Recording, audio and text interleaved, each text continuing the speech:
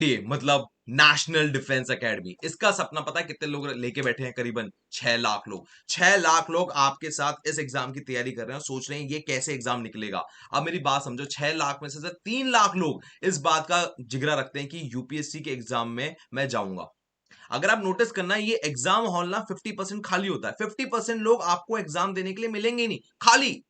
और इन 3 लाख लोगों में से जो एग्जाम देने आए होते हैं एग्जाम सेंटर पे, उसमें से मात्र 6,000 बच्चे रिटन एग्जाम निकाल पाते हैं। और आखिर में सिर्फ लकी 400, ये कह लो, ये इस बिल्डिंग को पास से देख पाते हैं, इस यूनिफॉर्म को पहन पाते हैं। अब आपको समझना पड़ेगा इससे थोड़ा पहले की कहानी। ये बच्चा है मेरा, इसने एग्जाम दिया और इसने बताया एग्जाम बेहतरीन गया। 1 महीने बाद ही मुझे बताता है, सर एग्जाम फोड़ दिया सर, निकाल दिया सर। पहली बार पापा ने मुझको हक किया और बोला, I am proud of you my son. तो ये जो पूरा प्रोसेस है, ये 6 लाख बच्चे डिजर्व करते हैं। पर उनको कुछ बातें समझनी पड़ेंगी। पहली बात जो इनको समझनी पड़ेगी वो ये कि इनको एग्जाम का क्राइटेरिया समझना पड़ेगा। चाहे वो एज क्राइटेरिया हो, चाहे वो सिलेबस हो, ये सब समझना पड़ेगा। ठीक है। अब एग्जाम का एज क्राइटेरिया समझने के बाद उसको उसके बाद समझना पड़ेगा कि यार पेपर का ट्रेंड क्या है। अगर पास्ट ईयर पेपर है तो उनका ट्रेंड क्या है। ठीक है। इसके बाद हमें समझना पड़ेगा कि भैया कितना सिलेबस कवर करना है, कितना सिलेबस कवर कर लें, क्योंकि भैया हमारे 12th के बोर्ड एग्जाम है, या हम ड्रॉपर हैं, हम तो नहीं चाहते कि हमारा टाइम वेस्ट हो जाए। और उसके बाद ये बच्चे को समझना पड़ेगा कि कितनी बार रिवीजन करना पड़ेगा। ये सारी बातें अगर एक बच्चा समझ जाए तो ये कोई बड़ी बात नहीं है कि एग्जाम ना निकले। मैं उस क्राइटेरिया में भी रहूं जब मेरा एग्जाम 3 बार नहीं निकला, और मैं उस क्राइटेरिया में रहूं जब मेरा एक बार एग्जाम निकल गया। तो वो जब निकल गया है, मैं आपको सारी चीजें बताना चाहता हूँ, सारी गलतियां बताना चाहता हूं जिस वजह से एग्जाम नहीं निकलता है। क्लियर है? अब मेरी बात बहुत ध्यान से सुनिएगा। यूनियन पब्लिक सर्विस कमीशन ने नोटिफिकेशन जारी करता है और उसमें कहता है कि जो एज क्राइटेरिया है वो कुछ इस प्रकार है। वो क्या कहता है कि बच्चा पहले नहीं पैदा होना चाहिए इस डेट के। क्लियर है? और बाद में नहीं पैदा होना चाहिए इस डेट के। क्लियर है? इसका मतलब क्या है, जरा साफ साफ बताता हूं। Born not earlier than 2 January 2005 and 1 January 2008। इससे पहले नहीं और इसके बाद नहीं। तो 1 जनवरी 2008 में इसकी उम्र होगी 15 साल, और 2 जनवरी 2005 में अगर आज की डे, आज 2023 के अकॉर्डिंग आप नापेंगे, तो ये मिलेगा 18 साल का। क्या मेरी बात समझ में आ रही है? हाँ सर, बात समझ में आ रही है। अब क्या हुआ, एक इंटरेस्टिंग बात हुई मेरे साथ। ठीक है। अगर आपने नोटिस किया हो, ये नोटिफिकेशन जो है एनडीए 2023 की है। किसकी है? एनडीए 2023। और एग्जाम कौन सा आने वाला है अभी? एनडीए 2024। तो उसमें एज क्राइटेरिया क्या होगा, जरा समझते हैं। अब उसमें क्या होगा ना, 6 महीने का डिफरेंस आएगा। मतलब उसमें ये ऐसे आएगा कि 2 जुलाई 2005 से पहले जो पैदा हुआ है वो एलिजिबल नहीं है। ठीक है। फिर कहेगा 2 जुलाई 2008 के बाद जो पैदा हुआ है वो एलिजिबल नहीं है, अकॉर्डिंग टू एनडीए 124। देखना दिसंबर में नोटिफिकेशन आएगी और यही आएगी। ठीक है। अनटिल कोई बड़ा चेंज ना कर दे वो। अगर जिस तरह से पैटर्न चल रहा है वैसे ही लिखेगा तो यही आएगी। अच्छा, एक बच्चों की ना आजकल बड़ी मिथ चल रही है। क्या मिथ है? कि सर एज क्राइटेरिया 15 नहीं है, 16.5 साल है। नहीं है। 18 नहीं, 18.5 है। बेटा गलत है। नोटिफिकेशन चेंज हो चुकी है। नोटिफिकेशन चेंज हो चुकी है। ये जो मैं आपको कट आउट दिखा रहा हूं, ये ऑफिशियल नोटिफिकेशन का है। मैं इसमें अपने आप से नहीं कर रहा। बट सर गूगल तो बोलता है। बेटा गूगल का मैं कुछ नहीं कह सकता। गूगल पे किसी ने पहले ब्लॉग लिख दिया होगा तो उसके अकॉर्डिंग है। पर वो झूठ क्यों बोलेंगे? वो झूठ भी नहीं बोल रहे। देखो समझो मैं क्या कहना चाह रहा हूं। हुआ क्या था कि उन्होंने ब्लॉग बहुत पहले लिखा। ब्लॉग समझते हो ना, वेबसाइट पे उन्होंने बहुत पहले लिखा। तो आज से 1.5 साल पहले ये बात सच थी कि ये 15 नहीं 16.5 साल थी, और 18 नहीं है 18.5 थी। इनफैक्ट अगर मेरे साथ, जो मैंने जब एग्जाम क्लियर किया था, ईयर था 2013, तब उम्र थी 16.5 साल। वहां पर लिखा होता था 16.5 साल, और 18.5 की लिखा होता था 19 साल। तब 19 साल कर दी गई थी। फिर ये घटाते जा रहे हैं, घटाते जा रहे हैं। क्यों घटाते जा रहे हैं भगवान जाने। कोई बच्चा क्लियर, मतलब इतनी उम्र होती नहीं है कि, मतलब उसके पास तो बहुत कम चांसेस हुए यार एग्जाम निकालने के लिए, सच बताऊं तो मैं। तो ये एक बहुत बड़ा रिस्की चीज है। चलो खैर, अब जो भी है खैर, उसमें तो हम कुछ कर नहीं सकते। बट अभी जो फिलहाल की नोटिफिकेशन का ट्रेंड चल रहा है उसके अकॉर्डिंग हम काम करते हैं। तो हम क्या कह रहे थे? हम ये कह रहे थे कि एनडीए 124 की नोटिफिकेशन में एज क्राइटेरिया ये आएगा। ठीक है। अब एक लड़की आई मेरे पास। तो क्या है कि मेरा एक ऑफलाइन सेंटर है, चौधरी चरण सिंह यूनिवर्सिटी, मेरठ में। ठीक है ना। तो वहां पर मेरे पास एक लड़की आई ऑफलाइन में। किस्सा सुना रहा हूं, ध्यान सुनना। उसने कहा सर मुझे ना आपके यहाँ एनडी की तैयारी करनी है। ठीक है, तो उसने ना बाई चांस वो अपनी डेट ऑफ बर्थ बोली, उसने उसने बोला 3 मार्च 2006। तो मैंने ऐसे ही रफली कैलकुलेट किया, यार 2006 में पैदा हुई है, 2024 में एग्जाम देना है, ये तो 18 साल की हो गई। इसके अटेम्प्ट बैठ भी रहे हैं कि नहीं बैठ रहे? तो देखो कैलकुलेट करते हैं जरा। उसने कहा 2 जुलाई 2005, ठीक है, के बाद पैदा होना चाहिए। हाँ, सेकंड के बाद तो 3 मार्च 2006 आएगा। तो भैया ये तो एलिजिबल में बैठ रही है, देख रहे हो भाई। सेकंड के बाद क्या आएगा? 3 जुलाई, 3 जुलाई के बाद क्या आएगा? 4 जुलाई, फोर्थ के बाद फिफ्थ। तो ऐसे करते करते 3 मार्च 2006 आ जाएगा। और 2008 से पहला पैदा हुई है ये, सॉरी बाद पहले पैदा हुई है, यस। तो इसके अकॉर्डिंग तो एलिजिबल है ये लड़की। बात समझ में आ रही है? दोबारा देख लो मैं क्या कह रहा हूं बेटा, कंफ्यूजन नहीं होना चाहिए। 2 जुलाई 2006, 2006 नहीं, 2005, 2005। एंड सेकेंड, सॉरी सेकेंड नहीं, फर्स्ट, 1 जुलाई 2008। क्या मेरी बात समझ में आ रही है? इसके बीच के इंटरवल में ही बंदा पैदा होना चाहिए, ठीक है, तभी बच्चा एग्जाम के लिए एलिजिबल है। और जो जो लड़की हमारे पास आई थी, उसकी डेट ऑफ बर्थ क्या थी? 3 मार्च 2006। तो बताओ ये एग्जाम के लिए एलिजिबल है कि नहीं है? बिल्कुल है। तो आई थिंक अब आपको समझ में आ गया होगा एज कैसे काउंट करते हैं कि मैं एलिजिबल हूं कि नहीं। नोटिफिकेशन को चेक करो कि नोटिफिकेशन अलाउ कर रहा है कि नहीं कर रहा, दुनिया को छोड़ो। क्लियर है? हाँ सर, बात समझ में आ गई आपकी। नाउ यहां तक की बात समझ गए आ गई, तो अब ये मान के चलो चाहे आपके पास कितने भी अटेम्प्ट बचे हो, मान के चलो आप पे एक ही अटेम्प्ट बाकी है। एक ही अटेम्प्ट बाकी है। क्यों मैं बता रहा हूं। अगर मान लो आप ये नहीं मान के चलोगे एक अटेम्प्ट में, तो आपके पास मान लो सेकंड अटेम्प्ट है, तो सेकंड अटेम्प्ट तक आते आते पता है क्या होगा? एज का प्रेशर आने लगेगा, टाइम का प्रेशर आने लगेगा, यार मेरे तो एज बढ़ती जा रही है, टाइम निकलता जा रहा है, मेरा एग्जाम नहीं निकल रहा, ये वो, ठीक है, फ्यूचर इनसिक्योर दिखने लगेगा, या मेरा कहीं सिलेक्शन नहीं हुआ, लोगों ने कहीं कॉलेज ज्वाइन कर लिया, कोई बीटेक कर रहा है, कोई कुछ कर रहा है, मैं तो अभी खाली ड्रॉपर हूं, मैं तो तैयारी कर रहा हूँ। दूसरी बात, कुछ बच्चों का एनडीए में हो चुका होगा और तुम स्टिल प्रिपेयर करोगे, तुम्हारा और दिमाग खराब होगा। तुम्हारे दोस्तों का एनडीए में होगा, तुम्हारा नहीं हुआ है, ठीक है। और मान लो ट्वेल्थ है, ट्वेल्थ के साथ भी आपके दो अटेम्प्ट बैठ रहे हैं, तो यार मैं बोर्ड पे फोकस करूं या मैं एनडीए पे फोकस करूं? तो ऐसी चीजों का आपके दिमाग में बहुत ज्यादा प्रेशर पड़ेगा, प्लीज। इसलिए मैं कह रहा हूं एक अटेम्प्ट मान के चलो। एक अटेम्प्ट इंसान बहुत ही ध्यान से कर सकता है, ठीक है ना, आराम से कर सकता है, कोई ऐसा प्रेशर नहीं आता है। आप ये मान के चलो ट्वेल्थ में जितने बच्चे एग्जाम दे रहे हैं, उनके साथ सेम ही प्रॉब्लम है, क्या? Board exam. और आपके पास क्या बचा? आपका एनडीए का सपना, बिल्कुल। और जो ड्रॉपर है उसके पास तो सिंपल एक ही चीज है, एनडीए। तो बेटा सिंपल बात ये ध्यान रखो कि जो जितने अटेम्प्ट जा चुके जा चुके, बट ये वाला जो अटेम्प्ट है ना, ये फाइनल अटेम्प्ट है। इसके अलावा मेरे पास कोई और अटेम्प्ट नहीं है, ठीक है। अब जरा मैं आपको कुछ ऐसी चीज बताना चाह रहा हूं जो मेरे बच्चे यूज करते हैं और रिजल्ट पाते हैं, ठीक है ना। जो ये मैंने आपको दिखाया था ना सबसे पहले स्क्रीनशॉट, ये मेरे ही स्टूडेंट का था, ठीक है। तो मैं आपको दिखाना चाहता हूं कि आप लोग भी कर सकते हो, चाहे आप देश के किसी भी कोने पे हो, ठीक है ना। हर वक्त मेरे से मुलाकात हो, ये तो यूट्यूब एक मीडियम है, बट हर किसी की मुलाकात हो ये प्रैक्टिकली पॉसिबल नहीं है। अब जरा समझते हैं मेरे टीचिंग मेथड में मैं क्या चीज का ध्यान रखता हूँ। चाहे ऑफलाइन हो चाहे ऑनलाइन मोड हो, मैं क्या करता हूं, पहले एक बच्चे को ये समझाता हूं भाई मेहनत कहाँ करनी है। मैथ्स का पेपर 300 नंबर का है, ध्यान से समझ। जीटी का पेपर 600 नंबर का है, ये बात मैं उसे बताता हूँ जैसे वो फर्स्ट डे आता है क्लास में। दोनों में 2.5 घंटे मिलते हैं, बट मैथ्स का एक क्वेश्चन 2.5 का है और जीएटी का एक क्वेश्चन 4 नंबर का है, बता किसमें ज्यादा मेहनत करेगा?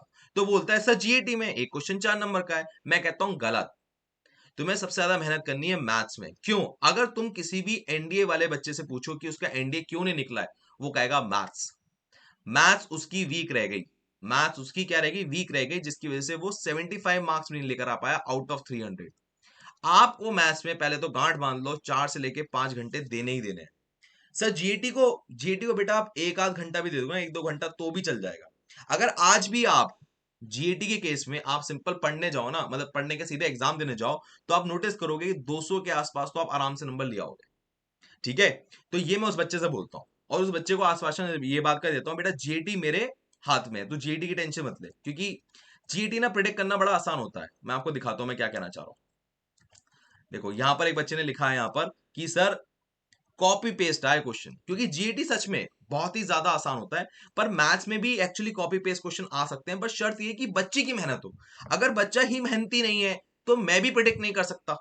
तो मैंने उससे यही कहा कि तू पहले सबसे पहले फोकस मैथ्स पे कर, ठीक है, अगर तेरा मैथ्स पे बढ़िया फोकस है,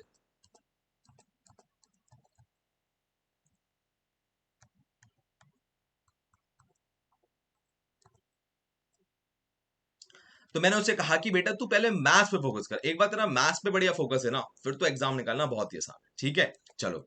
अब फिर मैंने उसको बताया कि भाई देख कट ऑफ कहां से आ रही है, देख 288 लीस्ट है और 343 हाईएस्ट है। ठीक है, तो 343 कर रहा हूँ, 355 हाईएस्ट है, इससे ज्यादा बड़ी ऊपर कट ऑफ नहीं गई है, तो तुझे भी यही मान के चलना है कि एनडीए एग्जाम निकालने के लिए इतने नंबर चाहिए ही चाहिए।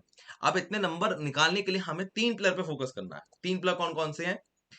तीन पिलर है हमारे सामने, मैथ्स, साइंस, इंग्लिश। सर ये तीन पिलर है, क्या कॉमर्स आर्ट का बच्चा एग्जाम नहीं दे सकता? दे सकता है, बताएंगे, पर मेरी बात ध्यान सुनो। चाहे कॉमर्स आर्ट का बच्चा हो, उसको ना ये बात समझनी पड़ेगी, मैथ्स का वेटेज 300 नंबर है, साइंस का वेटेज 220 नंबर है और इंग्लिश का वेटेज 200 नंबर है। समझ रहे हो? अगर मान लो मैं इसके आधे कर दूं, 300 का आधा 150, 200 का आधा 110 और 200 का 100। ठीक है, अब इन तीनों को मैं प्लस करूं तो बताओ कितने नंबर बैठेंगे? 360। बैठ रहे हैं? हाँ सर बैठ रहे हैं। कट ऑफ कितने पे आ रही थी? कट ऑफ कितने पे आ रही थी? 288 से लेके 355 तक। अगर पिछले 2 साल की कट ऑफ नोटिस करोगे ना, तो 290 मिलेगी, 290, 291 ऐसी मिलेगी आपको। तो अगर आप 360 नंबर ला पा रहे हो तो बेटा आपने फाड़ दिया पेपर, समझ लो मेरी बात, फाड़ दिया आपने, फाड़ दिया। तो पहले मैं बच्चे को यही कहता हूँ। दूसरी बात मैं बच्चे से क्या कहता हूँ कि जो ज्योग्राफी, पॉलिटी, इकोनॉमिक्स है बेटा, उसकी वेटेज समझ पहले। ज्योग्राफी करीबन अब तो 80 की नहीं आती, 120 नंबर की आ गई। पॉलिटी करीबन 80 number, economics 12, current affair 40, history 80। इस पे इतना बड़ा फोकस मत करो। आपने एक कहानी सुनी होगी कि जो आईआईटी के बच्चे होते हैं वो एनडीए निकाल देते हैं, बेटा वो इसी के दम पे निकाल रहे हैं। वो इसी के दम पे, मैथ्स, साइंस, इंग्लिश। उनके साथ क्या पंगा होता है मैं आपको बताता हूँ, बहुत ही प्यारा। देखो, साइंस उसकी स्ट्रांग होती है, करीबन 120 में से 160 180 नंबर ले आते हैं। इंग्लिश उसकी बहुत कमजोर होती है, 80 नंबर ही ला पाता है। मैथ्स उसकी ठीक ठाक होती है, 120 ले आता है। अब जरा इसका टोटल करो, 120, 160, 80, कितना बैठा ये बैठा आपका 360। ले, निकल गया एग्जाम, निकल गया एग्जाम। समझ लो मेरी बात, तो एक आईआईटी की तैयारी करने वाला ऐसे निकाल लेता है। तो मैं अभी आईआईटी की तैयारी को प्रमोट नहीं कर रहा हूँ, क्योंकि ये बाद में जो बच्चा है ये कभी एकेडमी ज्वाइन नहीं कर पाता। हाँ सच में एकेडमी ज्वाइन नहीं कर पाएगा इस नंबर के साथ, मैं बताऊंगा क्यों नहीं कर पाता है, पर अभी नहीं बताऊंगा। तो खैर मैं क्या कह रहा था कि भैया ये जो टॉपिक है इन पे इतना फोकस मत करो कि तुम्हारी जान निकल जाए। पहला फोकस इन तीनों पे करो जिससे तुम्हारे एग्जाम क्लियर हो जाए। क्लियर है? चाहे कॉमर्स का हो, चाहे आर्ट्स का हो, चाहे किसी भी स्ट्रीम का हो, उसको इन तीनों पे फोकस करना ही करना है। चलो, अब मैं एक बच्चे से कहता हूं, देखो एग्जाम के लिए करीबन 6 महीने मिलते हैं, उस 6 महीने को 3 महीने 3 महीने के इंटरवल में डिवाइड करो। ये मेरे यहाँ भी होता है, जो मेरा ऑफलाइन या ऑनलाइन है ना सिस्टम, उसमें भी यही होता है। पहले 3 महीने क्या होता है कि एक बच्चे को हम एग्जाम की तैयारी करा रहे होते हैं। ठीक है, तो हम उसे कहते हैं कि भाई तूने किस पे फोकस करना है? मैथ्स, दूसरा इंग्लिश और तीसरा साइंस। ठीक है, जब हम इस तीनों पे फोकस करते हैं तो बच्चे से कहते हैं कि जब ये तीन पे तू मेहनत अच्छे से कर ले, 3 महीना, 3 महीने से ये 3 सब्जेक्ट कर, उसके बाद करीबन 10 मॉक टेस्ट दे। कितने? 10। यहां पर 10 मॉक टेस्ट दे और चेक कर क्या तेरा स्कोर 300 से प्लस आ रहा है क्या? अगर तेरा स्कोर 300 से प्लस आ रहा है, तूने एकदम सही तैयारी करी है, बिल्कुल सही। चौथे, पांचवें, छठे महीने में तेरा काम ये होना चाहिए कि एग्जाम का अगर पैटर्न चेंज हो गया तो मैं क्या करूंगा, और अगर मुझे 300 से ऊपर उठाने करीबन 100 नंबर, तो मैं क्या करूंगा। ये काम होना चाहिए बच्चे का। बच्चा क्या करता है कि भैया तैयारी कर रहा है, कर रहा है, कर रहा है, कर रहा है, कर रहा है, कर रहा है, आखिर में रिवीजन करूंगा, और तब देखता है मुझे तो कुछ याद ही नहीं आ रहा है, मुझे मुझे तो समझ ही नहीं आ रहा है मैं क्या करूं, सब बर्बाद हो गया, या मुझे साथ साथ रिवीजन कर लेना चाहिए था। तो ये मुश्किलें आती हैं। तो दो इंटरवल में रखो, पहली आधी तैयारी के बाद फुल लेंथ मॉक टेस्ट देने, फुल लेंथ मॉक टेस्ट देने, और एक बार 6 महीने की तैयारी के बाद फुल लेंथ मॉक टेस्ट देने। अगर आप ऐसे कर रहे हो तो आपकी तैयारी बहुत सॉलिड होगी और काफी ज्यादा चांसेस है कि आपके सिलेक्शन हो जाएंगे। ठीक है, उसके बाद अपनी तैयारी को 5 पैरामीटर में डिवाइड करो। पहला पैरामीटर यह है कि क्या मुझे कंसेप्ट क्लियर है। दूसरा, कंसेप्ट क्लियर है पर क्या मुझे क्वेश्चन समझ में आ रहे हैं। कंसेप्ट क्लियर है, क्वेश्चन समझ में आ रहे हैं, पर ऑप्शन क्या देखे देखे लग रहे हैं। तीसरा है जो आइडल बच्चा, आइडल बच्चा जो हम चाहते हैं, जो हम अपने ऑफलाइन ऑनलाइन में भी चाहते हैं कि बच्चा ऐसा निकले हमें। ठीक है, वो ये कंसेप्ट समझ में आ रहा है, क्वेश्चन समझ में आ रहा है, ऑप्शंस समझ में आ रहे हैं, बट कंफ्यूज हो रहा हूं दो में। इस बच्चे को सिलेक्शन तक पहुंचाना सबसे आसान काम है। और एक वर्स्ट क्राइटेरिया ये होता है कि रोज पढ़ तो पा रहा हूं बट रिवाइज नहीं कर पा रहा हूं। ठीक है, कॉपी में बस नोट कर लेता हूं जो सिखाया है, बट मैं रिवाइज नहीं कर पा रहा हूं। तो अगर आप इन अपने 5 पैरामीटर के अंदर अपने आप को नाप पा रहे हो तो आप सही जा रहे हो। क्लियर है? इसको आपको ध्यान में रखना है, ठीक है। नाउ अब हमें क्या करना है, हमें क्या करना है कि हर सब्जेक्ट की 2 नोटबुक बनानी है। मैथ्स की भी 2, इंग्लिश की भी 2, साइंस की एक चलेगी। और ये वाला भी छोड़ देते हैं, ये अभी आपके मतलब का नहीं है, ये ऑफलाइन ऑनलाइन में सिखाया जाता है, इसको छोड़ देते हैं। अभी यहाँ पर क्या होता है कि आपके पास ये 3 पैरामीटर बैठे हैं। अब इन 3 पैरामीटर के मतलब 3 पैरामीटर का 3 किताबें आपको बनानी, नोटबुक। मैथ्स की 2 नोटबुक बनाओगे मोटी मोटी, इंग्लिश की भी 2 नोटबुक बनाओगे मोटी मोटी, और साइंस की एक मोटी नोटबुक बनाओगे। अब ये मैं क्यों कह रहा हूं, मैं समझाता हूं। मैंने यहां पर आपको एक क्राइटेरिया बताया था, ध्यान से देखना जरा। डेली कम इन क्लास, रोज क्लास में आता है पर पढ़ नहीं पाता। हम मानते हैं हर बच्चा ऐसे ही है, ठीक है। अब डेली क्लास में आ रहा है, पढ़ नहीं पा रहा है, इसका मतलब ये है कि इसको रिवीजन करने की बहुत ज्यादा जरूरत है। मैं हर बच्चे से यही कहता हूं कि जो चीज आपने कहीं से भी पढ़ी है उसको दोबारा एक कॉपी में लिख के देखो। नहीं लिख के देखोगे तुमको याद नहीं हो सकता, कोई तरीका ही नहीं है। अब सर कहोगे तो बचपन से सुनता आ रहा हूँ, इसमें आपने क्या नई बात कह दी। जरा समझते हैं कि एक बच्चे के नंबर कम क्यों आते हैं। ध्यान सुनना, जो भी उसने पढ़ा, मान लो फॉर एग्जांपल यूट्यूब से पढ़ा, क्लास में पढ़ा, ट्यूशन में पढ़ा, कोचिंग में पढ़ा, कहीं भी पढ़ा, पढ़ने के बाद एक्सपेक्टेड ये होता है कि बच्चा घर जाकर रिवाइज करेगा, वो नहीं करता है। ठीक है, ना करने के बाद क्या करता है, वो सोचता है कि यार टीचर ने होमवर्क दिया, होमवर्क कर लेता हूं वरना साला गाली खानी पड़ेगी खामा खा। वो होमवर्क करता है, उसे कुछ समझ में नहीं आता कि पता नहीं क्या था, क्या बताया था, याद ही नहीं आ रहा, पता नहीं क्या चक्कर है। ठीक है, फिर अगला दिन आ जाता है, फिर अगले दिन यही होता है, क्लास में आता है, रिवाइज करता नहीं है, और फिर होमवर्क करने बैठता है, कुछ समझ नहीं आ रहा, छोड़ देता है, दिमाग कहीं डिस्ट्रैक्ट हो जाता है। ठीक है, ऐसे ही तीसरा चौथा पांचवा दिन जा रहा होता है, फिर वही हरकत कि भैया कुछ पढ़ा, कुछ पढ़ाया गया, घर आके रिवाइज करा, करा ही नहीं, होमवर्क करा, वो समझ नहीं आ रहा क्या है। और अब तो जो क्लास में पढ़ा रहे हैं वो भी समझ नहीं आ रहा, क्योंकि टच ही छूट चुका है कि यार जो क्लास के साथ कंसिस्टेंसी बननी थी वो बनी नहीं है। ठीक है ना, तो अब कुछ भी समझ नहीं आ रहा, अब दिमाग की सिर्फ हार्ट बीट फेल हो रखी होती है, और पता नहीं अब टेस्ट में भी नंबर आएंगे, एग्जाम में भी नंबर आएंगे, वो भी नहीं पता, ये होता है। अब मैं क्या कह रहा हूँ, सोच के देखो मैं क्या कह रहा हूँ, बहुत ध्यान सुनना मेरे बच्चे। हर बच्चे से मैं यही बात एक्सपेक्ट कर रहा हूँ, हर बच्चे से मैं यही बात एक्सपेक्ट कर रहा हूँ। मैं ये चाह रहा हूँ उससे कि बेटा, जब मैं पढ़ा रहा हूँ या कहीं से पढ़ रहे हो, एक बार रिवाइज कर लो। क्योंकि जो टीचर होमवर्क दे रहा है ना, वो इस दम पे दे रहा है कि जो मैंने पढ़ाया है वो आपको होमवर्क में देखने को मिलेगा और आप कर पाओगे आराम से। समझ लो मेरी बात, वो ये कह रहा है अगर आप ये कर गए तो आपको होमवर्क लगेगा हलवा। और सोच के देखो, मान लो टीचर ने कुछ कराया और आप कर पा रहे हो, तो आपका कॉन्फिडेंस हाई नहीं होगा? हाँ सर होगा, बिल्कुल होगा। क्या जो इस टीचर ने पढ़ाया वो तो मुझे आता है। और फिर अगर होमवर्क के क्वेश्चन हो जाए तो मानो माशाल्लाह क्या कॉन्फिडेंस होगा, मजा ही आ जाएगा तुम्हें। तो मतलब गदगद हो जाओगे यार, जो पढ़ाया सब आता है मेरे को। और यही चीज चाहिए होती है, और यही बच्चा फिर मेरा आइडल निकलता है कि कंसेप्ट क्लियर है, क्वेश्चन समझ में आ रहा है, ऑप्शन देखे देखे लग रहे हैं, सिर्फ दो में कंफ्यूज है। इस बच्चे को एग्जाम निकालना कितना आसान है मेरे लिए। बट यहाँ पर जो बाकी 3 क्राइटेरिया, एक तो कंसेप्ट ही क्लियर नहीं है, फिर क्वेश्चन भी नहीं समझ में आ रहा, फिर क्वेश्चन तो समझ में आ रहा है पर ऑप्शन देखे देखे नहीं लग रहे क्योंकि इसका रिवीजन या प्रैक्टिस ढंग से नहीं हुई है। और ये वाला इंसान वर्स्ट केस सिनेरियो होता है कि क्लास में आ रहा है पर पढ़ाई नहीं कर रहा है। तो भैया ये बहुत ही ज्यादा खतरनाक हो जाता है मेरे लिए। तो मैं इसलिए हर बच्चे से ही कहता हूँ, जो पढ़ाया गया है या जहां से भी जो पढ़ रहे हो, प्लीज रिवाइज। ये फर्स्ट क्राइटेरिया है, वो जो 400 बच्चे बताया था मैंने, एग्जाम जिनके क्लियर होते हैं उनका। ये this is the first criteria, अगर आप इसे अपने दिमाग में छाप सकते हो तो छाप लो। नाउ अब मैंने आपको एक बात बताई थी, अगर आपको याद आ रहा हो तो मैं याद दिलाता हूँ। यहाँ पर, हाँ, मैंने ये कहा था कि यार आपको ना ऐसे तैयारी करनी है कि आपको ये लगे कि 3 महीने बचे हैं, और इन 3 महीने में अगर मान लो एग्जाम का पैटर्न चेंज हो गया तो मैं क्या करूंगा। अगर आपके पास इसका आंसर नहीं है तो आप ये समझ लो कि आप फंस जाओगे, आपका सपना टूट जाएगा। ज्यादातर बच्चे कहते हैं इतनी तैयारी कर ली है और बस अगर हो गया तो हो गया, नहीं हो तो नहीं हो, ऐसा नहीं चलती तैयारी। ठीक है ना, जो एक अच्छा बच्चा होता है उसके बारे में क्राइटेरिया क्या होता है, वो ऐसा होता है, ऐसा बच्चा होता है वो बता पाता है कि अगर पेपर इजी आया तो ऐसे क्वेश्चन आएंगे, और अगर पेपर मीडियोकर आया तो ऐसे क्वेश्चन आएंगे, और अगर पेपर टफ आया तो ऐसे क्वेश्चन आएंगे। वो ये बात बता पा रहा है। और टफ का मतलब ही होता है अनएक्सपेक्टेड क्वेश्चंस आ गए। जैसे हुआ क्या था साल 2022 में, सीडीएस की बात कर रहा हूं, सीडीएस एग्जाम में ये क्वेश्चन आया था, यूजेस ऑफ पेयर वर्ड्स। ठीक है, फिर एनडीए में इस साल यूजेस ऑफ पेयर वर्ड्स आए, इस साल आए। तो ये बच्चे के ऊपर समझ थी कि यूपीएससी अपना पैटर्न अगर ऊपर वाले पेपर में चेंज कर रहा है तो नीचे वाले में भी चेंज करके लेकर आएगा, चाहे लेवल कम हो, मतलब डिफिकल्टी लेवल कम हो, बट आएगा। अगर आप सीडीएस का पेपर देखो ध्यान से, तो वहां पर देखो वर्ड बड़े टफ है। प्रस्पेक्सिटी एंड पर्सपिक्यूटी, कॉम्प्लीजेंट, कॉम्प्लेसेंट, ठीक है ना। वहीं अगर आप एनडीए का पेपर देखो, बड़े आसान वर्ड थे। प्रिंसिपल, प्रिंसिपल, कितना फालतू पूछा है। समझ लो मेरी बात।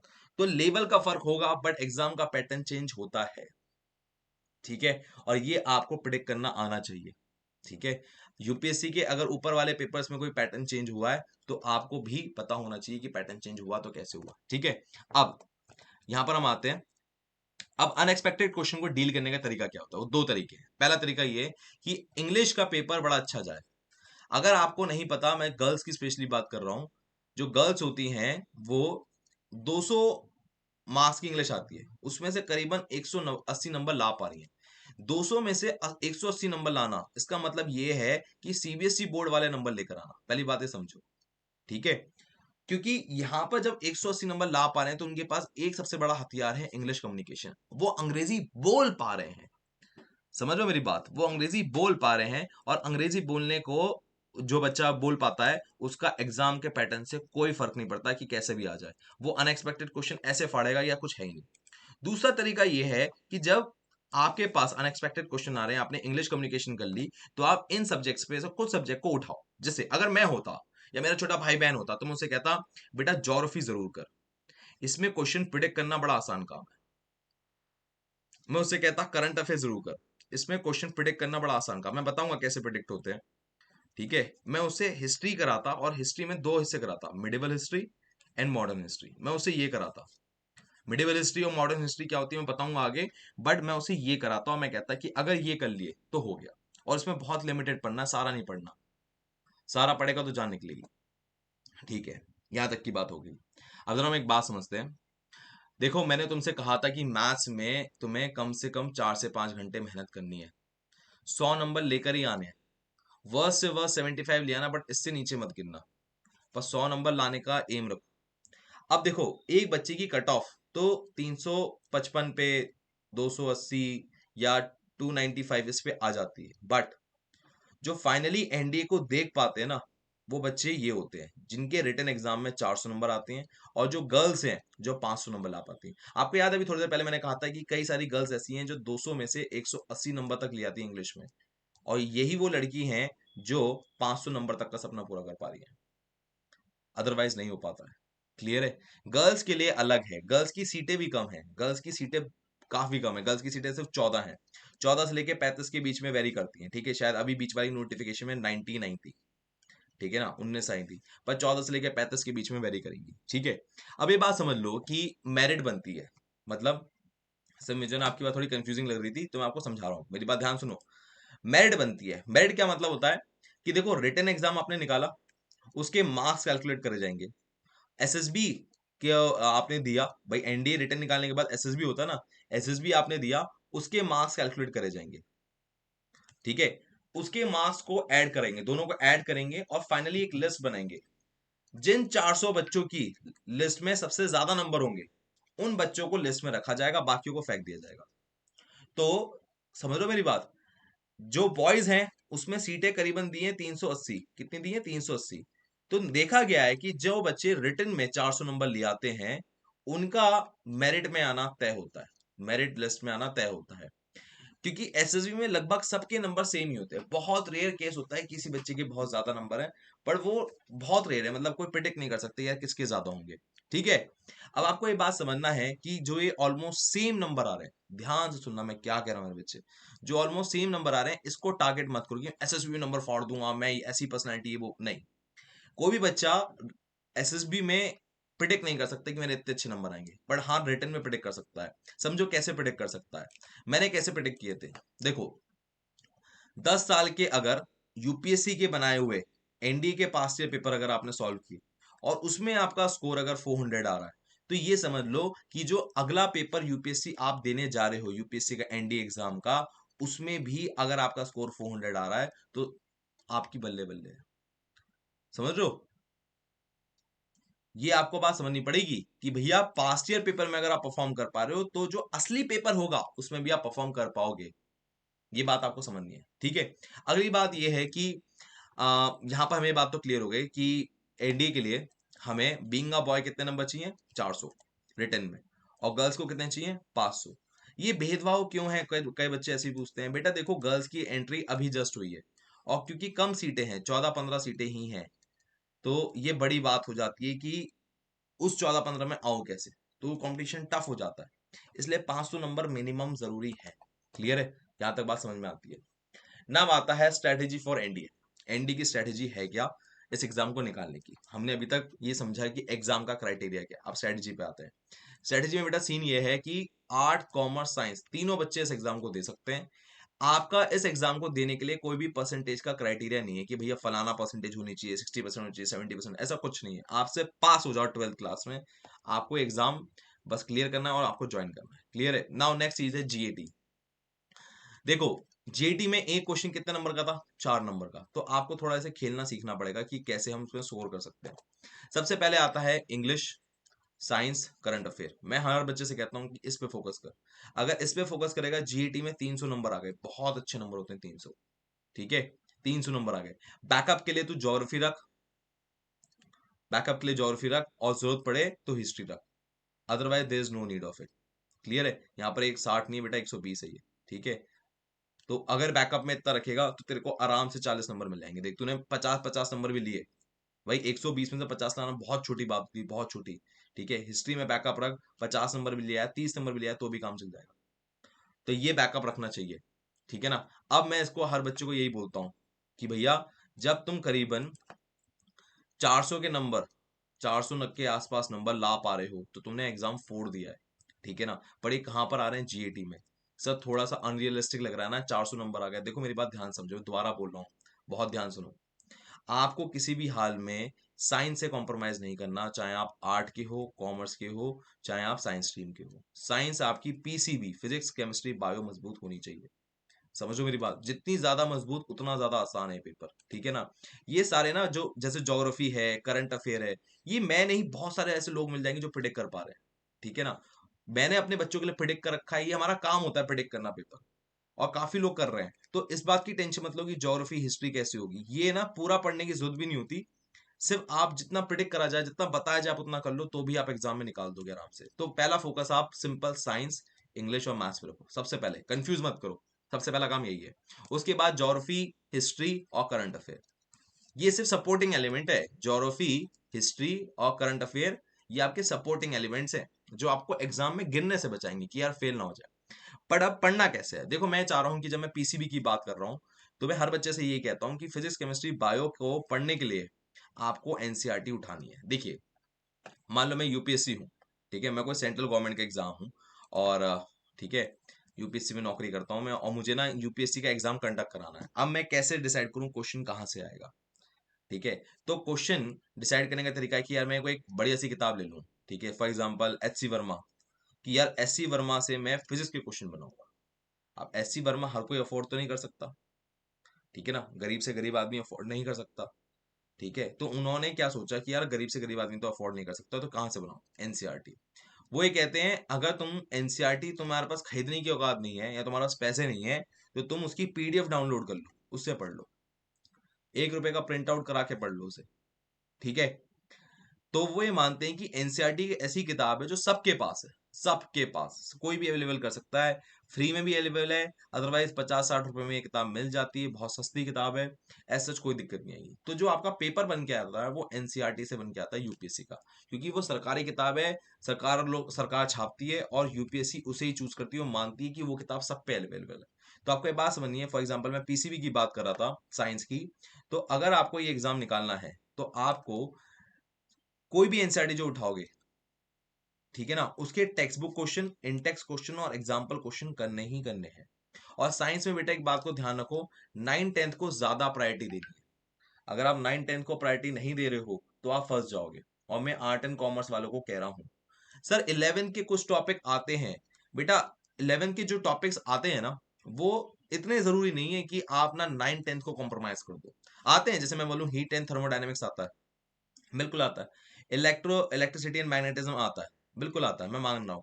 वेक्टर आता है, पर बेटा कितने क्वेश्चन आते हैं? एक, एक, एक। एक के लिए तुम इतना बर्बाद कर दोगे 9-10 को? ये लॉजिक नहीं है। तो 9-10 का सिलेबस करना है, अगर आपको टाइम मिले तो 11th एंड 12th ढंग से करना, otherwise do not waste your time. मैं तो हर बच्चे से यही कहता हूँ, और मेरे बच्चे एग्जाम निकाल पाते हैं। और ये बात आपको मेरे व्हाट्सएप के स्टेटस पे या कभी गूगल पे अगर सर्च करोगे ना सेल्फ सिलेक्शन बोर्ड, तो उसके रिव्यू में आपको 10 जगह पता लगेगी कि बच्चे एग्जाम निकाल पा रहे हैं, क्योंकि वहां पर इस चीज की वैल्यू है कि यार एनसीईआरटी को करना है। मैं अपने ऑफलाइन सेंटर में भी यही करवाता हूँ, ऑफलाइन या ऑनलाइन दोनों में ही मैं ये कराता हूँ। बात ध्यान सुनो, मैं ऑफलाइन ऑनलाइन में क्या कहता हूँ बच्चों से, हाँ मैंने तुम्हें पढ़ा दिया है, हाँ मेरा पढ़ाया हुआ एग्जाम में आएगा, बट तुमको एनसीईआरटी देखनी है, एनसीईआरटी पढ़नी है, बिल्कुल पढ़नी है। ठीक है ना, ये मैं उनसे कहता ही कहता हूँ। अदरवाइज बेटा ये एग्जाम नहीं निकल पाएगा। एक बार एनसीईआरटी से रिवीजन कर लो, तुम्हें खुद ही ऐसा लगेगा कि यार सर सारे क्वेश्चन आते हैं, सारे क्वेश्चन, ऐसी फीलिंग आने लगेगी तुम्हें। वो कॉन्फिडेंस वाली फीलिंग आनी जरूरी है। बायोलॉजी में सब मत पढ़ो। बायोलॉजी में आप समझो आपको क्या पढ़ना है, सबसे पहले बात क्लियर कर लो, क्योंकि जो जिनके पास फिजिक्स केमिस्ट्री आती है वो बायोलॉजी पूरी नहीं पढ़ सकते। सेल आपको पढ़ना ही पढ़ना है, टिश्यू आपको पढ़ना ही पढ़ना है, डिजीज, विटामिन, हेरिडिटरी इवोल्यूशन आपको पढ़ना ही पढ़ना है, सिस्टम आपको पढ़ना है, respiratory system, circulatory system, nervous system, excretory system, digestive system, ये आपको पढ़ना है। अगर आप ये पढ़ रहोगे तो आपकी बायोलॉजी कवर हो जाएगी।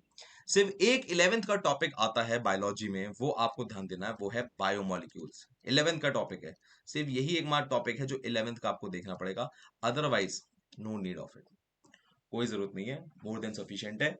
ठीक है, अगर आपने इतना भी कर लिया तो आप समझ लो कि 10 अगर क्वेश्चन आ रहे हैं तो 8 आप आराम से कर जाओगे, खाली इसको बायोमोलिक्यूल्स को एक बार को स्किप कर सकते हो अगर आपके पास बायो नहीं है तो। ठीक है, टाइम मिले तो कर लेना। ठीक है, पर जो मेरे से पढ़ रहे हैं तो मैं उनसे एक बात कहूंगा, जो मेरे से पढ़ रहे हैं, ठीक है ना, चाहे ऑनलाइन पढ़ रहे हो चाहे ऑफलाइन पढ़ रहे हो, आपको बेटा एक बात ध्यान रखनी है कि जो मैंने आपको कोर्स में दे दिया वो एक बार जरूर देख लो, क्योंकि मैंने आपकी मेहनत खत्म कर रखी है कि आपको ज्यादा मेहनत ना करनी पड़े। सिंपल सिंपल इतना करना पड़े कि भाई जो सर ने करा दिया एक बार मैंने देख लिया, वो कॉपी पेस्ट आएगा ही आएगा, ये विश्वास रख के आपको चलना है।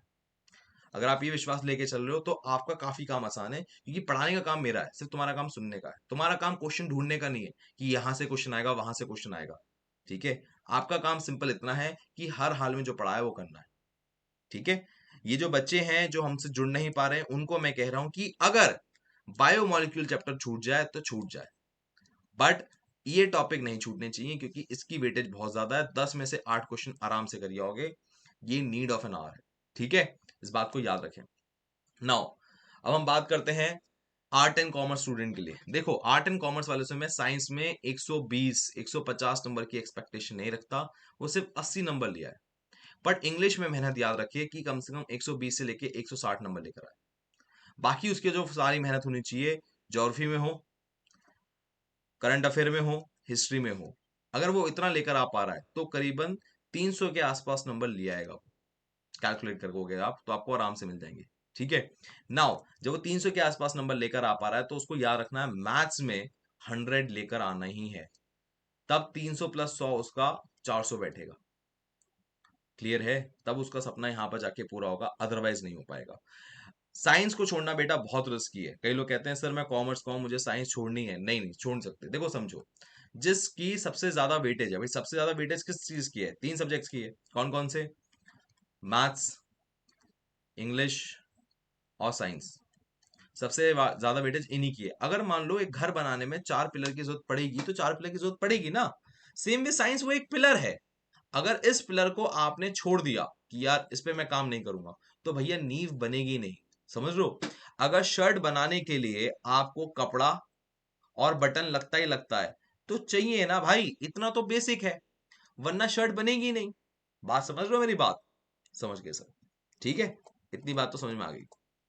अब हम बुक्स की बात कर लेते हैं यार, बुक्स कौन सी चाहिए। देखो यार तुम्हारे केस में शायद तुमने पाथफाइंडर सुना हो, ठीक है ना, तुमने लूसेंट सुना हो कि यार लूसेंट बड़ी कमाल की किताब है, या तुमने कोई और किताब सुनी हो किसी और ऑथर की, या अरियन की, या ओसवाल की, या किसी की भी। बेटा मैं आपको सच सच बताऊं, आपके लिए ना जो बेस्ट बुक है वो है एनसीईआरटी और पास्ट ईयर पेपर, बस। ठीक है, अगर आपने ये बात गांठ बांध ली कि एनसीईआरटी आपके लिए कमाल की किताब है, तो आपके ना बल्ले बल्ले। और मैं बता रहा हूँ कि एनसीईआरटी क्यों बेस्ट है। जरा मैं आपको ना एक सिलेबस दिखा रहा हूँ, ध्यान देखना। ये इंग्लिश का सिलेबस है, इंग्लिश का जनरल एबिलिटी में इंग्लिश का सिलेबस, ध्यान से देखना। उन्हें लिखा है the question paper in English will be design to test the candidate understanding of English. हमने एक क्वेश्चन पेपर ऐसा डिजाइन करा है जो एक इंग्लिश की जो बेसिक अंडरस्टैंडिंग है वो देख सके हम, वो workman like use of word देख सके, मतलब शब्दों का इस्तेमाल कैसे करता है वो देख सके। इसमें सिलेबस के अंदर हम कवर करेंगे grammar, usage, vocabulary, comprehension, cohesion. Cohesion मतलब कुछ भी एक्स्ट्रा है उसमें एडेड तो वो हम करेंगे। उसने ऐसा इंग्लिश का आपको सिलेबस नहीं दिया है, पर वो कह रहा है कि एक ऐसा बंदा चाहिए जिसको इंग्लिश समझ आती हो। तो क्या लेवल है समझ में आने का, या तुम पढ़ के तो समझ ही लेते हो बट तुम्हारी क्या इंग्लिश उतनी अच्छी है कि तुम यूपीएससी जैसा एग्जाम निकाल लो? सवाल आता है नहीं। तो वो किस लेवल की बात कर रहे हैं जरा समझते हैं जरा, ठीक है ना। अब देखो समझो, वो ये कह रहे हैं कि मुझे शेक्सपियर की अंडरस्टैंडिंग वाला बंदा नहीं चाहिए इंग्लिश में, मुझे ऐसा बंदा ही चाहिए जो नॉवल पढ़ता हो, मुझे ऐसा बंदा ही चाहिए जो द हिंदू न्यूज़पेपर चाट जाता हो, मुझे ऐसा बंदा चाहिए जो इंग्लिश का लेवल हमने स्कूलों की बुक में डिसाइड कर रखा है वो पढ़ के समझ सके। और अगर आप ये बात समझो कि एनसीईआरटी आपको समझ नहीं आती और वो एनसीईआरटी का लेवल ही दे रहा है एग्जाम में, तो मैं क्या चाहता हूं आपसे, चाहे आप साइंस पढ़ो, चाहे आप ज्योग्राफी पढ़ो, चाहे आप पॉलिटी पढ़ो, चाहे इकोनॉमिक्स पढ़ो, चाहे आप हिस्ट्री पढ़ो, चाहे कोई भी सब्जेक्ट पढ़ो, आपको इंग्लिश के लिए इन किताबों को पढ़ना है और अपने सब्जेक्ट का रिवीजन करने के लिए इन किताबों को पढ़ना है। अब बच्चा देखो बहुत बड़ी गलती हो जाती है, एक बच्चा कहता है यार मैं तो किसी के आपने मतलब टॉपर का इंटरव्यू देख लिया किसी का, उसने कहा मैं सुबह सुबह उठ के न्यूज़पेपर पढ़ा करता था, ठीक है, न्यूज़पेपर पढ़ने के बाद फिर मैं मैथ्स करा करता था, फिर मैथ्स की किताबें देखा करता था, फिर मैं पाथ फाइंडर या कोई और किताब उठा के पढ़ा करता था, और उसके बाद फिर मैं जो अपनी सोशल स्टडीज है उसकी पढ़ाई करा करता था, और उसके बाद मैंने फिर वो रेफरेंस पढ़ी। बेटा ये प्रैक्टिकली पॉसिबल नहीं है एक बच्चे के दिन में। अगर एक बच्चे का दिन जाता है तो कैसे जाता है, 6 से लेके 8 घंटे बेटा उसका सोने में जाता है, 5 से लेके 6 घंटे स्कूल में जाता है, और उसके बाद 3 से लेके 4 घंटे ट्यूशन में जाता है आम बच्चे का, और फिर 2 से लेके 3 घंटे खाने पीने हगने में चला जाता है सेल्फ टाइम में, और 1 से लेके 2 घंटा या 2 से लेके 1 2 या 3 घंटे बर्बाद हो जाते हैं किसी कारण से, और इसी में आपका 24 घंटे हो जाते हैं। तो आपके पास इतना सारा टाइम नहीं है कि आप वो जो आइडल टाइम टेबल किसी ने बताया था तो उसने कर लिया, नहीं, आपको समझना पड़ेगा कि आपकी लाइफ कैसी चल रही है। तो मेरी बात समझो मैं क्या कहना चाह रहा हूँ। जैसे मैं, मेरा कोई स्टूडेंट होता है जो मुझसे चाहे ऑनलाइन पढ़ रहा हो चाहे ऑफलाइन, तो मैं उससे क्या कहता हूँ, देख भाई सारा टाइम तो तेरे पास है नहीं, ठीक है ना, तो तू एक सिंपल काम कर, जो मैंने पढ़ाया उसको रिवाइज करना है। कहां से कर, एनसीईआरटी पढ़ ले, एनसीईआरटी पढ़ ले, तेरा रिवीजन भी हो जाएगा, तेरी इंग्लिश भी ठीक हो जाएगी, और मैं तेरा एग्जाम आसानी से निकाल पाऊंगा। फिर मुझसे एग्जाम से कुछ दिन पहले पूछता है कि सर आप ना प्लीज इंग्लिश में कुछ बता सकते हो स्पेसिफिक क्या आएगा, तो क्योंकि उसकी इंग्लिश का लेवल एनसीईआरटी पढ़ पढ़ के ठीक हो गया है, मैं उसे कुछ बता देता हूँ, वो कहता है सर कॉपी पेस्ट आ गया, ये तो जो आपने बताया था सर वही आया। समझ रहे हो मेरी बात? तो मेरे कराने में कोई जादू नहीं है, मैं आपको ओपन सीक्रेट बता रहा हूं, अगर आप खुद भी कर सके तो भी बहुत बढ़िया बात है, पर अगर आपको मेरी नीड हो तो प्लीज मुझे याद करो। एनसीईआरटी रिवीजन में के फॉर्म में करो, सेकंड रिवीजन जो आप है पास्ट ईयर पेपर से करो। आप कोई भी किताब लो, मेरे हिसाब से दिशा पब्लिकेशन और ओसवाल बहुत बढ़िया होती है, मैंने इसका लिंक आपको डिस्क्रिप्शन बॉक्स में डाल दिया है। Getting my point? मैंने डिस्क्रिप्शन बॉक्स में डाल दिया है, आप उसमें से कोई सी भी लो, बहुत बढ़िया किताब है मेरे हिसाब से, ठीक है। नाउ मैंने आपको सारी बातें बता दी जो मैं अपने ऑनलाइन ऑफलाइन में कराता हूँ, सारी जितनी भी त्रिशूल बैच में मैंने आज तक कराई हैं जो मैं कराता हूँ सब मैंने आपको बता दी है। तो अब आपको ये समझना है, गांठ मान लेनी है कि अगर आपको मेरी जरूरत पड़ रही है तो please make sure you join, इसका लिंक भी मैंने डिस्क्रिप्शन बॉक्स में डाल दिया है। पर समझो कि मेरे से पढ़ो या अकेले पढ़ो, एनसीईआरटी को स्किप मत करो, यही एक महामंत्र है। क्लियर है? बात बात समझ में आ गई है। अब मैं आपको एक बात बताना चाह रहा हूं जो आपको बहुत ज्यादा जरूरी है। मेरी एक इंग्लिश की स्ट्रैटेजी होती है ऑफलाइन क्लास में, मैंने अपने ऑफिस में प्रोजेक्टर लगा रखा है एक रीजन से, क्यों, मैं मूवी दिखाता हूँ, मैं बच्चे को मूवी दिखा के इंग्लिश ठीक कराता हूँ। मैं चाहता हूं आप इस बात को अपने रोल प्ले में डालें कि हाँ भैया अगर मुझे एक रिफ्रेशमेंट लेना है तो मैं एक इंग्लिश मूवी जरूर देखा करूंगा एटलीस्ट हफ्ते में एक बार, और आप नोटिस करोगे कि आपकी इंग्लिश समझने की जो एक कैपेसिटी है वो 20 से लेके 30% बढ़ गई है। समझ लो मेरी बात। आप, मैं आपको बताता हूँ मैं क्या कहना चाह रहा हूँ। देखो अभी एग्जाम में करीबन 6 महीने हैं, 6 महीने तो इस एक महीने में 4 हफ्ते 4 वीक, तो 6 में 24, 24 अगर मूवी देख गए आप तो आप ये समझ लो, आप खुद ही महसूस करोगे कि इंग्लिश समझने की कैपेसिटी मेरी बहुत बढ़ गई है। तो अगर इंग्लिश में कहीं भी थोड़ा बहुत एग्जाम के पैटर्न में चेंज आया तो आपको खुद ही महसूस होगा कि हाँ हो गया, कि हाँ भैया मैं कर पा रहा हूँ। एज सच इंग्लिश का पेपर कोई टफ नहीं आता है। आप किसी बच्चे से जिसकी इंग्लिश की समझ ज्यादा अच्छी है, उससे अगर पूछोगे ना, वो कहेगा कुछ नहीं होता भाई। एनडीए का, एनडीए में जो बच्चे होते हैं ना, 200 में से इंग्लिश का पेपर 200 मार्क्स का आता है, अप्रोक्सीमेटली 160 180 उठा लेते हैं। और ये देखो सीबीएसई बोर्ड वाले नंबर हैं, 10-20 नंबर ही कटा रहा है बच्चा। तो समझो कि बहुत आसान है। दूसरी बात एक और मैं बताना चाहूंगा इंग्लिश के बारे में। मैंने बताया कि एग्जाम पैटर्न चेंज होता है, मैंने आपको ये भी बताया एग्जाम पैटर्न चेंज होने पे एक इंग्लिश कम्युनिकेशन बहुत बड़ा रोल प्ले करता है, और आपका जो एनसीईआरटी है वो बहुत रोल प्ले करता है। बट एक और चीज है जहां से आपको एग्जैक्टली छपे छपाए क्वेश्चन मिलेंगे। देखो, एग्जैक्टली छपे छपाए क्वेश्चन लेने के लिए ना आपको इस बात पे ज्यादा फोकस करना पड़ेगा कि आप एससी सीजीएल, सीडीएस, एनडी और एफकेट के पास्ट ईयर पेपर जरूर करें। किस फॉर्म में? वोकैब और ईडियम फ्रेजेस में। सर ईडियम फ्रेजेस तो अब आते नहीं ना? नहीं बेटा, सिर्फ एक पेपर में नहीं आए, एक पेपर में नहीं आए। देखो एनडीए 2023 में आए हैं, ठीक है ना? एनडीए 2023 में पैटर्न चेंज होकर आया, सॉरी गलत बोल गया, पैटर्न चेंज होकर आया है। इसमें ईडियम्स आने चाहिए थे, ईडियम्स नहीं आए। पर नॉर्मली पेपर का जो पैटर्न है वो ये वाला है, grammar, vocab, idiom phrases. Idiom phrases को स्किप मत करो। जब सीडीएस 2022 में भी पैटर्न चेंज हुआ था, उसके अगले वाले एग्जाम में ईडियम्स पूछे गए हैं। आप चेक कर लो अगर मेरी बात का यकीन नहीं हो रहा। सीडीएस 1 2023 में ईडियम्स पूछे गए हैं, सीडीएस 2 2023 में ईडियम्स पूछे गए हैं, ठीक है ना? आप ईडियम को स्किप नहीं कर सकते। सेम वे एनडीए के लिए। हाँ मैं मानता हूं एनडीए 223 में ईडियम्स नहीं आए हैं, पर इसका ये मतलब ये नहीं है कि अब ईडियम्स आएंगे ही नहीं। आपको मेहनत करने के लिए ग्रामर तो करनी है, वोकैब भी करनी है, और ईडियम फ्रेजेस करने हैं। अब मैं आपको ये बता रहा हूं कि वोकैब ईडियम फ्रेजेस एग्जैक्टली छपे छपाए कहां से आते हैं। क्या बोल रहा हूं मैं बोल रहा हूं कि वोकैब ईडियम फ्रेजेस एग्जैक्टली छपे छपाए कहां से आते हैं, ये जान लो। क्योंकि ग्रामर अगर मैं तुम्हें ना भी कराऊं, या तुम किसी वजह से ना भी कर पाओ, तो 20 में से 8 क्वेश्चन तो कर ही लोगे। पर वोकैब ईडियम फ्रेजेस अगर तुम्हें आते ही नहीं तो तुम जीरो करके आओगे। इसको हमें समझना है कहां से करना है। सबसे पुराना पेपर है एससी सीजीएल। एससी सीजीएल में सबसे ज्यादा वोकैब है आज तक की। वो पहला एग्जाम है जिसने वोकैब को इंट्रोड्यूस कराया। उसके बाद आपको ना सीडीएस का पेपर करना है, ठीक है? सीडीएस का जब आप पेपर करोगे तो आपको लगेगा यार क्वेश्चन तो रिपीट हो रहे हैं एससी सीजीएल के, मजा आ गया। फिर आप सीडीएस का करो, उसके साथ एफकेट का करो। अब एफकेट को करते करते ना आपकी हालत हो जाएगी खराब। आपको लगेगा भैया एफकेट का पेपर तो भैया बहुत ज्यादा टफ है, बहुत ज्यादा टफ है, बहुत ज्यादा। आपको है ना ऐसा ऐसा डर लगना शुरू हो जाएगा, डर लगना शुरू हो जाएगा। पर डरना नहीं है। अगर मान लो एनडीए में कभी वर्स्ट टाइप के क्वेश्चन आए ना, वर्स्ट, तो एफकेट से आएंगे। और इस बार आए थे। जिसने एफकेट का पेपर किया था वो एनडीए का क्वेश्चन पेपर फाड़ के आया था, फाड़ के एकदम। तो प्लीज मेरी एक रिक्वेस्ट है कि आप इसको 4 फॉर्मेट में ही करें। और एक बात याद रखो, मैं खाली इंग्लिश भी पढ़ाता हूं, मैं खाली इंग्लिश भी पढ़ाता हूं। You have to go to self selection board app. एक ऐप है हमारी सेल्फ सिलेक्शन बोर्ड की, उस पे आप जाओ। अगर आपको खाली इंग्लिश पढ़नी हो वो पढ़ो, and I give you a promise you will find a copy paste. आप खुद मत ढूंढो चाहे कि ऐसी चीजें सीडीएस एनडीए एफकेट के कहां से आते हैं, बट जो मैं करा दूं वो कर लो। मैं गारंटी दे रहा हूं आएगा ही आएगा। अगर आप किसी भी मेरे स्टूडेंट से पूछोगे ना कि यार सर का सबसे बढ़िया क्या है, वो बच्चा बोलेगा इंग्लिश एंड जीएटी।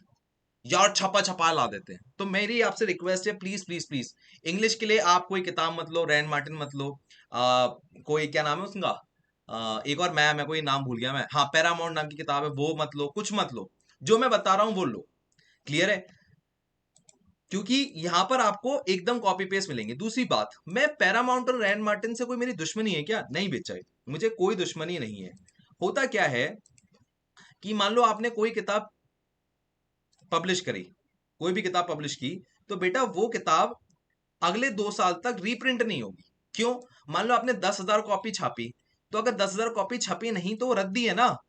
तो कोई भी जो एग्जाम पॉइंट ऑफ व्यू के लिए पढ़ा रहा है, वो बहुत फ्रिक्वेंटली अपनी किताबें नहीं पब्लिश करता, क्योंकि उसको अगर एक पन्ना भी ऐड करना पड़ रहा है इस पेज में, एक पन्ना भी, तो उसको दोबारा छापनी पड़ेगी।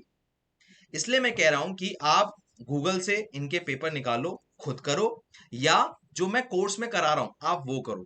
आपको कॉपी पेस्ट मिलेगा, 110% मिलेगा। किसी का बाप नहीं है जो तुम्हें रोक सके। ठीक है ना? मैं अभी बता रहा हूं अभी। नाउ अब आगे देखें। ग्रामर के टॉपिक्स में मैंने आपको एग्जैक्टली वो बता दिए हैं कि आपको इन पे फोकस करना है। Conjunction, preposition, tenses, adverb, reported speech, adjective, ये टॉपिक ऐसे हैं जो ग्रामर में आप छोड़ना मत। नाउन प्रोनाउन छोड़ दो एक बार को चलेगा, पर ये वाले टॉपिक मत छोड़ना, आपको मिलेंगे छपे छपाए मिलेंगे, इन पे ही फोकस करना अगर तुम्हें ग्रामर में कोशिश करनी है तो। ठीक है, अब आते हैं हम मैथ्स पे। देखो यार, मैथ्स की स्ट्रेटजी आर्ट्स वालों के लिए अलग है, कॉमर्स वालों के लिए अलग है, साइंस वालों के लिए अलग है। इनके पास तो मैथ्स है ही नहीं, तो ये तो बिल्कुल ही अलग होगी इनके पास। साइंस वालों के पास मैथ्स है, पहले इसकी मैथ्स समझ लेते हैं। देखो, मैथ्स में तीन टाइप के क्वेश्चन आते हैं। एक आते हैं फॉर्मुला बेस्ड क्वेश्चन, दूसरे आते हैं एप्लीकेशन बेस्ड क्वेश्चन, और 5 से 10 क्वेश्चन आईआईटी बेस्ड आते हैं कि आईआईटी लेवल के क्वेश्चन आ गए। कोचिंग वाले क्या करते हैं, आईआईटी का हलवा दिखा के आईआईटी क्वेश्चन आ रहे हैं, आईआईटी क्वेश्चन आ रहे हैं, आईआईटी क्वेश्चन आ रहे हैं, आपको अट्रैक्ट करते हैं।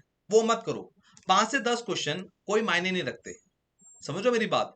मायने रखते हैं ये दोनों, formula based question, application based. Formula based question around 40 to 50% आते हैं, बाकी अराउंड 40 to 50% आपका एप्लीकेशन बेस्ड आते हैं, और ये करीबन 10% का होल्ड रखते हैं। ठीक है, तो इसको तो भूल जाओ, घबराओ मत इससे। क्लियर है सर, समझ गया मैं। अब मैं आपको एक बात कहना चाह रहा हूं कि जब आप इससे घबरा नहीं रहे तो आपको ना ये वाला एक बार इंटरव्यू देखना चाहिए। ये लड़के का ना मैथ्स ही बड़ा वीक था। अगर आप किसी से पूछो कि एनडीए क्यों नहीं निकला, तो कहेगा मैथ्स वीक था। इसका लिंक मैंने डिस्क्रिप्शन में दे दिया है। जो मैंने अभी आपको ये फॉर्मुला बेस्ड या एप्लीकेशन बेस्ड वाली बात कही है ना, आपको अभी जस्ट मैंने आपके सामने कही है, ये इस लड़के ने बड़े अच्छे से बताई है कि यार फॉर्मुला बेस्ड और एप्लीकेशन बेस्ड क्वेश्चन कैसे करने हैं, कहां से करने हैं, क्या करने हैं। मैं जितना भी बोल लूं फर्क नहीं पड़ेगा, पर जब वो बोलेगा ना अपनी फीलिंग्स के साथ कि मेरा पहला अटेम्प्ट ऐसे खराब हुआ, सेकंड अटेम्प्ट ऐसे खराब हुआ, थर्ड अटेम्प्ट ऐसे खराब हुआ, और लास्ट अटेम्प्ट में सिलेक्शन हुआ, तो आपको ऐसी फील आएगी, मजा आ गया यार। तो प्लीज मेक श्योर कि आप इसका इंटरव्यू देखो, लिंक डिस्क्रिप्शन बॉक्स में। ठीक है, बाकी मैं मैथ्स बताता हूँ मैथ्स कैसे करनी है। देखो ध्यान सुनो, मैथ्स का वेटेज सुन लो। ये सारे टॉपिक्स हैं, इसमें अगर ध्यान से देखें सबसे ज्यादा वेटेज आपको इसका दिख रहा होगा, कैलकुलस का। ठीक है, इसमें ट्रिग्नोमेट्री का वेटेज दिखेगा आपको 16% के आसपास, एलजेब्रा का वेटेज दिखेगा आपको। ठीक है, फिर आपको ज्योमेट ज्योमेट्री का वेटेज दिखेगा आपको। क्लियर है, बात समझ में आ रही है? हाँ सर समझ में आ रही है। चलो अब जरा यहां से हम जरा आगे बढ़ते हैं। अगर आपको अभी वेटेज समझ में आ गया है, तो अब आपको ना इसको थोड़ा सा चेंज करके देखना पड़ेगा। आपको इससे ना डिवाइड करना पड़ेगा class 11th and class 12th में। क्या मेरी बात समझ में आ रही है? हाँ सर बिल्कुल समझ में आ रही है। अब जब 11th 12th में आप डिवाइड कर रहे हो, तो 11th का जो वेटेज है ना एग्जाम के लिए, वो 60% है। सच में 60% है, सच में 60% है। पर इसमें कुछ टॉपिक को डिलीट मारो, जैसे कोनिक सेक्शन को छोड़ दो। ठीक है, प्रिंसिपल ऑफ मैथमेटिकल इंडक्शन को छोड़ दो। समझ में आ रही है मेरी बात? इंट्रोडक्शन ऑफ 3D ज्योमेट्री छोड़ दो। ये फालतू के टॉपिक्स हैं। बाकी टॉपिक्स में अगर आप क्लास 12th में हो, तो बेटा इसको जरूर करना, इसको जरूर करना, इसको और यहां पर स्टैटिक्स वाले टॉपिक को करना, और ये करना। अगर आप ये टॉपिक कर गए, यू विल फाइंड मजा आ जाएगा। अच्छा, प्रोबेबिलिटी भी देख लेना, बस इतना जरूर करना। अगर आप क्लास 12th में, छोटे टॉपिक हैं, जल्दी हो जाएंगे, कोई मेहनत नहीं लगेगी, मैंने आपके लिए बहुत कम कर दिया है। पर बेटा अगर आप क्लास 11th में हो, तो मैं कहूंगा 11th के साथ 12th की मैथ खत्म करो। समझ रहे हो मेरी बात? हाँ, अगर आपने 11th के साथ 12th की मैथ खत्म कर ली, तुम साले राजा हो, राजा। समझो मेरी बात। 12th में आके तुम्हें मैथ्स की टेंशन ही नहीं होगी, सबसे ज्यादा सारा प्रॉब्लम ही मैथ्स देता है। तुम्हारे पास खाली फोकस करने के लिए फिजिक्स एंड केमिस्ट्री होगा। तुम्हारे बोर्ड में 90% आना तय है, तय। ये मैंने जो स्ट्रेटेजी बताई है कि भैया 11th के ये टॉपिक करना, किसके लिए बोला मैंने? जो बच्चे ऑलरेडी 12th में आ चुके हैं, जिनके हाफ ईयरली हो चुके हैं, जो अब ये सोच रहे हैं कि लाइफ में मेरा कुछ होगा कि नहीं होगा, उनके लिए एक सेफ मेथड निकाला है कि यार इतना कर लो तो भी पास हो जाओगे। पर तुम्हें इस तरह से नहीं करना। अगर तुम क्लास 11th में हो, तुम्हें इस तरह से करना है कि 11th और 12th की मैथ एक साथ हो जाए। तुम 90% भी होल्ड कर रहे हो, तुम एनडीए भी होल्ड कर रहे हो। Getting my point? इनके पास लोड है कि अगर ये 11th के पीछे ज्यादा भागेंगे, तो 12th की मैथ छूट जाएगी। Getting my point? बात समझ में आ गई? हाँ सर बात तो समझ में आ गई। नाउ हम आगे चलते हैं।